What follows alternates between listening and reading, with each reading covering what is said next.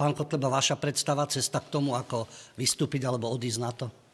Naša predstava ohľadom ukončenia členstva Slovenskej republiky v zločineckej organizácii NATO je úplne jednoznačná, ale najprv musím pripomenúť jednu zásadnú vec. Bola to práve Slovenská národná strana, ktorej minister obrany podpísal prihlášku na prístupové rokovania Slovenskej republiky do Severoatlantickej aliancie. To len pre tých, ktorí by náhodou zvažovali túto zradnú stranu dnes voliť. Žiadna skutočná národná strana by nemohla podpísať takéto niečo pre svoj národ, svoj štát, aby sme sa úplne vzdali svojej vojenskej suverenity.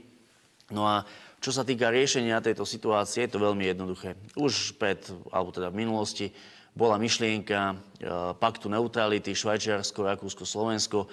My sa snažíme túto myšlienku obnoviť. A čo sa týka technických otázok, prvý krok by bol zastavenie odvodov do Severoatlantickej aliancie, ktoré sa dnes v rámci vojenského aj civilného rozpočtu hýbu na úrovni zhruba 69 až 80 miliónov eur ročne. To je obrovský balík peňazí. Po druhé, ruka v ruke s tým musí začať budovanie skutočnej slovenskej armády, pretože dnes nemáme armádu, dnes máme ozbrojené sily Slovenskej republiky, ktoré sú tvorené pár žoldniermi, ktorí žiaľ, keby sa niečo stalo, ako prvý by išli na PN-ku. Takže jednoducho nemôžeme nechať krajinu bez obrany. No a samotná technická otázka, ja to vidím jednoducho na rozhodnutie v parlamente. Som presvedčený, že po týchto parlamentných voľbách dojde k veľkej zmene, možno až k takej, že otázka vystúpenia zo zločineckej organizácie NATO bude aktuálnou, pretože prístupová zmluva Slovenskej republiky, ona to hovorí jasnou rečou. O všetkých zásadných rozhodnutiach v konečnom dôsledku rozhoduje vláda Spojených štátov amerických. Takže túto doslova servilnú podriadenosť Američanom musíme čím skôr ukončiť. A teda cez parlament, nie referendum? Ja si myslím, že po najneskôr po tých ďalších voľbách bude schodnejšia cesta v parlamente, pretože vieme, aké je dnes postavenie referenda. Keby aj referendum vyšlo a bolo odhlasované ľuďmi, tak v podstate nie je pre parlament záväzné a referendum ako také samotné nemôže o ničom rozhodnúť. Čiže v konečnom dôsledku aj tak by sa na parlamentnej pôde... Pán Kotleba, ste za sfunkčnenie referenda? Určite áno. Pán Kotleba, váš názor na takúto nadregionálnu spoluprácu v rámci V4 alebo celej strednej Európy? Vo vzťahu k Bruselu a Washingtonu? Spolupráca so susedmi by určite bola výhodou, ale nemôžeme sa na ňu spoliehať. Dnes si musíme uvedomiť jednu vec, že slovenská armáda je absolútne v troskách, je úplne zdecimovaná. Mám tu jednoduché porovnanie. V roku 1993 sme mali 53 000 vojakov, dnes máme 16 000. Mali sme 1000 tankov, dnes máme 20. Mali sme 1300 transportérov, dnes máme 600. 1000 diel, máme 100. Bojových lietadiel, stíhačiek sme mali 150, dnes máme 10. To znamená, my musíme tak či tak znova začať pomaličky obnovovať našu armádu, pretože tu nejde o nejaký vojenský konflikt, ktorý by mohol v Európe nastať, ale už len o to, že dnes nemáme koho postaviť na hranice, aby chránili Slovensko v prípade takej tej otvorenej invázie tých imigrantov. A to by bola pre Slovensko tragédia. Takže za ľudovú stranu naše Slovensko hovorím áno, spolupráca so susedmi určite áno, ale len ako výhoda, nemôžeme sa na to spoliehať.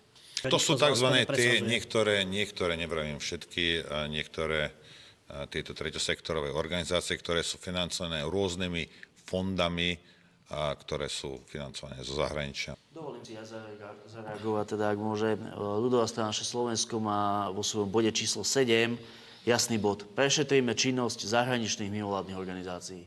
Nám je táto vec úplne jasná.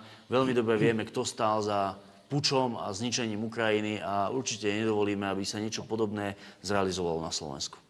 Ja by som položil jednu takú univerzálnu ekonomickú. Je to síce z programu ľudovej strany, naše Slovensko. Je to otázka návratu k slovenskej koruny. Pre niekoho to môže byť ako niečo nepredstaviteľné. Niekto si vie predstaviť, aké by boli praktické kroky. Začal by teda pán Kotleba, pretože je to ich predstava. Či je to len taká ľúbivá vízia pre voličov, alebo či existujú reálne kroky v rámci tých štruktúr, ktoré sú európske a v rámci toho, že sme súčasťou zatiaľ Európskej únie, je možný návrat k slovenskej korune? No, v prvom rade treba povedať, že tí, ktorí hovoria o tom, že tento návrat nie je možný, tak len strašia a jednoducho zavádzajú, pretože za posledné obdobie, za posledných 50 rokov sa niekoľkokrát zmenila mena, ktorou dnes platíme. A tak ako sme zvládli prechod zo slovenskej koruny na euro, tak by sme to v pohode zvládli aj naspäť. Prechod na euro bol z pohľadu ľudovej strany Naše Slovensko čistá likvidácia, čisté okradnutie ľudí, pretože zradná vláda súhlasila s výmenným kurzom 30,126 slovenských korún za 1 euro, čo bol úplný nezmysel. Všetci ekonómovia, ktorí neboli nejakým spôsobom spätí s Bruselom, hovorili o maximálnom výmennom kurze 20 slovenských korún za 1 euro. Kým neobnovíme vlastnú korunu, vlastnú menu, slovenskú korunu, nebudeme môcť zavádzať ochranné opatrenia na podporu domácich výrobcov, domácich podnikateľov, hlavne čo sa týka poľnohospodárstva. A preto tvrdíme, že treba slovenskú korunu obnoviť. A nielen, že ju treba obnoviť, ale treba ju obnoviť čím skôr. Ja by som to ešte ukončil teda späť k autorovi tejto myšlienky alebo k tej požiadavke k pánovi Kotlebovi. Máte vy odborníkov v tejto oblasti v ekonomickom bankovom sektore, ktorí by dokázali realizovať návrat slovenskej koruny? Máme nielen takých ľudí, ale máme to aj spočítané a ja si dovolím s kolegom prudko nesúhlasiť, pretože slovenská koruna je nutnosťou. Ak chceme obnoviť slovenské poľnohospodárstvo, to sa bez zavedenia koruny jednoducho nedá. Ľudia možno nevedia, že dnes dovážame viac ako 40% potravín každý deň. Viac ako 40%. Dokopy je to za rok viac ako 1 miliarda eur ide na potraviny. Šokujúce informácie možno pre ľudí. 362 miliónov eur odchádza zo Slovenska za mäso. 341 miliónov eur odchádza za nápoje a 315 miliónov eur odchádza za mlieko a vajcia. To sú z môjho pohľadu absolútne brutálne čísla, ktoré jednoducho musíme udržať na Slovensku. A ak chceme poľnohospodárstvo udržať, musíme tých ľudí podporiť. Kým bude euro, kým bude o našej menovej politike rozhodovať Brusel, Štrásburg, Európska centrálna banka, dovtedy to neurobíme. Spravíme to len vtedy, keď o tom budeme rozhodovať o sebe tu u nás na Slovensku. A to sa bez koruny jednoducho nedá. Ja možno na záver položím jednu otázku, ako sme včera urobili, ale teraz bude iná. Ďalšia téma, ktorá je večná a horúca na Slovensku, je odliv ľudí. Odliv mladých, väčšinou vysokoškolských vzdelaných ľudí, ktorí odchádzajú od svojich rodín. Tie rodiny sú nekompletné, buď manželka alebo manžel, pracujú v zahraničí a samozrejme trpí tým celá rodina. A evidentne nikomu to nevadí zo súčasných vládnych predstaviteľov.